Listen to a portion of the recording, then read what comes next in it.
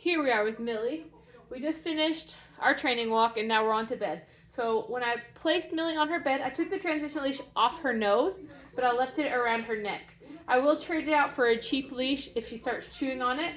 And the leash is only on there so when she gets up, I have a way to kind of help bring her back to the bed in the beginning.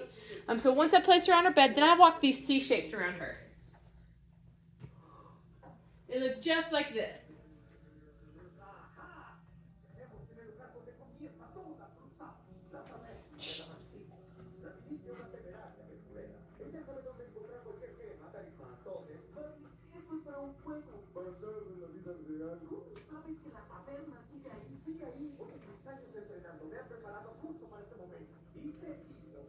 And so I can walk whenever I place Millie on her bed, especially for the first time somewhere, I just kind of want to do those C shapes around her. It just kind of gives her that border of, this is where you're at, you're good. Then after that, I just kind of want to walk away. So I'm just standing off to the side. Ollie's watching a movie. The other dogs are on their bed. When Millie's on her bed, she has to be in a calm, cool, collected state of mind. That means her bum needs to be down. She can be in a sit or a lay. It doesn't matter. And I don't tell her those words, but I provide that distance pressure. So right there as I was doing those walk arounds back and forth, you saw she stood up. I applied distance pressure, which is where I just stand in front of her. And then as soon as she sat, I turned and released that body pressure. She's doing a really great job, so now I'm going to go love on her.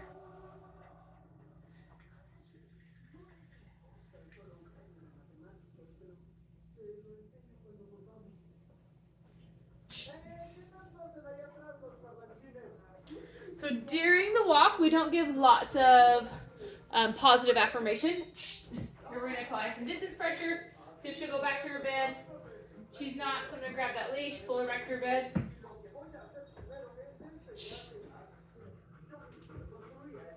There. So the only contact that was actually made was when I grabbed that leash. She's just got to kind of figure out that when she's in the home from now on, she's either going to be on this bed, on the leash with me, so on the bed, on the leash with me, or in her reflection space. Those are the only 3 places she can go from now on. Until she's got all of her behaviors under wraps, she's lost all of those privileges to roam the home or make choices like that. We're just working on the only choice she gets to make is to be calm, cool, and collected on her bed. Otherwise, she's on the leash with me or she's in her reflection space. She might get verbal. I think she will. She's kind of been a little bit whiny on the walk and stuff and extra pushy. That's kind of her normal age, and I think it has a lot to do with her personality and her breed. So if and when she starts whining or barking at me, I'm going to ignore it in the beginning. I'm going to give a lot of positive affirmation for good behaviors. So when she's naughty and then good, I'm not praising that. But when she's good and good, then I'll go praise on that. So while ago I went over and loved on her because she was doing a great job and I hadn't needed to correct her. What I want to avoid is loving on her after I've corrected her because she's now doing better. We want to make sure that we're praising her for the long good, not just a short-term good. When she's on her bed, I can give her some treats on here. I can go sit and love on her on here. I can give her a full body massage. I can brush her. I'll actually feed her here and I'll bring her water in here, so both will come here. We want this to be her happy place. This is going to be her safe zone, her love, when her day's been bad and she needs a break, eventually she'll be able to roam right. She's going to want to go back to her bed. That's what kind of space this is. I'm giving her her safe zen area.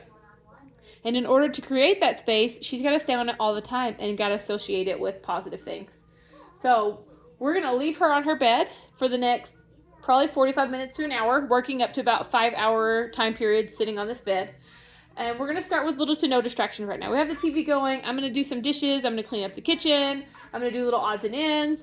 But she's just going to chill on her bed. And then when she's doing a really good job, she's chill out. Usually they'll fall asleep. That's when I'll move her from her bed to her reflection space. So right now she's getting little to no distractions. Little distractions because we don't have no distractions in our house. There, I wouldn't apply distance pressure. I literally just stood in front of her. She sat, I opened back up and released that pressure. So I'm going to be doing things while she's on here. This training is so cool because you're going to be continually training forever and no matter what you're doing, you're still training, but you can do other things. I don't need to cut out an hour for training my dog. I'm just going to spend 24 hours training my dog while I'm doing other things. So I'm going to do some dishes, I'm going to clean up the kitchen, I'll cook some lunch, and anytime she lifts her bum off that bed, I'll come and correct her. So I'm just going to let the camera roll for a little bit, and I'll be back and forth. Hopefully she can have a few more corrections so you can see those on camera. But we're just going to kind of let it roll so you can see this real life training.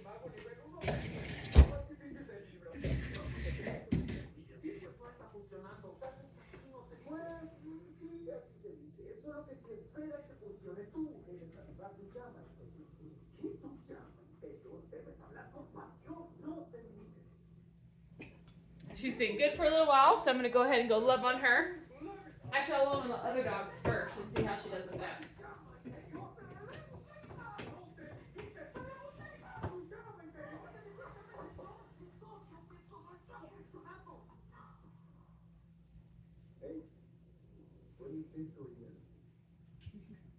We're shedding really bad with those Dalmatians. Those are my dogs. They're super sheddy.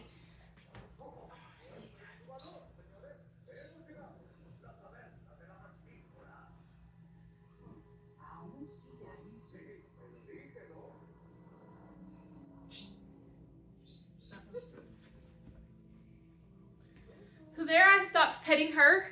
She's actually interesting. It's something I'm going to watch for. She started whining when I petted her. Normally that means by accident we've taught her that when she's insecure or whiny, we'll love on her to reassure her. But it actually teaches the dogs that we love insecurity and verbalness. So that's something I'm going to watch for to see if that's a learned behavior or if she's actually nervous when I was petting on her. So that's just something interesting, but that's why I stopped petting her. I give no reward to whining or neediness. We want confident, polite, loving dogs, not needy, insecure, impulsive. And so I just really want to make sure that I help her with that by not praising that sort of whiny behavior. She's quiet now, so I'm gonna go pet her again and see.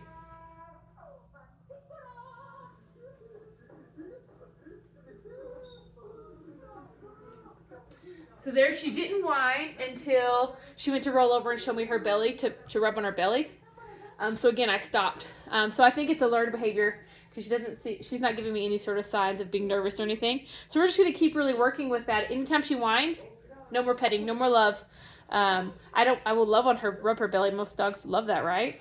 So it's not the rubbing on the belly that I'm not doing, it's the whining that I'm not going to do. And so we're just going to keep practicing with loving on her while she's being good. We're going to stay here for another 40 minutes and just practice being calm, cool, and collected while in the home with little distractions, and then we'll slowly keep adding more and more distractions.